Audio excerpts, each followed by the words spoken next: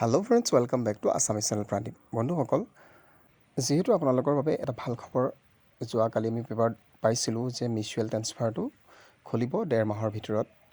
গতিকে বহুতো শিক্ষক শিক্ষয়িত্ৰী এতিয়া চিন্তিত হৈছে যে কিছুমান শিক্ষকৰ SIU এপ্ৰুভেল হোৱা নাই, তেওঁলোকে মিউচুৱেল ট্ৰেন্সফাৰ পাবনে নাপায়, আৰু যিসকলৰ Hrmis হোৱা নাই তেওঁলোকে মিউচুৱেল ট্ৰেন্সফাৰ পাবনে নাপায়।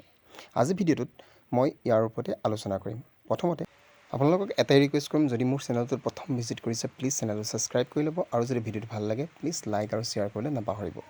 বন্ধুসকল, যিহেতু মিউচুৱেল ট্ৰেন্সফাৰৰ বাবে Hrmisটো আটাইতকৈ গুৰুত্বপূৰ্ণ। যদি আপোনালোকৰ Hrmis হোৱা নাই তেতিয়াহ'লে কিন্তু মিউচুৱেল ট্ৰেন্সফাৰ কৰিবলৈ অসুবিধা হ'ব। যিহেতু Hrmis কৰাৰ পিছত আপোনালোকৰ এটা টিচাৰ ডিজিট কোড আহে 13 নম্বৰৰ, সেইটো নোহোৱালৈকে আপোনালোকে Hrmis পৰ্টেলত সোমাব নোৱাৰিব। গতিকে আটাইতকৈ গুৰুত্বপূৰ্ণ কথাটো হ'ল যে Hrmisৰ কাম সম্পূৰ্ণ হোৱাৰ পিছতহে আপোনালোকৰ কি হ'ব, মিউচুৱেল ট্ৰেন্সফাৰৰ ক্ষেত্ৰত সুবিধা হ'ব। অন্যহাতে কিছুমান শিক্ষক বন্ধুৱে ভয় কৰি আছে যে SIU এপ্ৰুভেল নহ'লে তেওঁলোকে মিউচুৱেল ট্ৰেন্সফাৰ ল'ব পাৰিবনে নোৱাৰে। এইটো আপোনালোকে ভয় খাবলগীয়া কথা নহয় যে SIU এপ্ৰুভেল নহ'লেও আপোনালোকৰ মিউচুৱেল ট্ৰেন্সফাৰত কোনো ধৰণৰ অসুবিধা নহয় বুলি জানিব পৰা গৈছে। গতিকে SIU এপ্ৰুভেলটো মিউচুৱেল ট্ৰেন্সফাৰৰ ক্ষেত্ৰত ইমান গুৰুত্বপূৰ্ণ নহয়। আটাইতকৈ বেছি গুৰুত্বপূৰ্ণ হ'ল Hrmisৰ কামখিনি।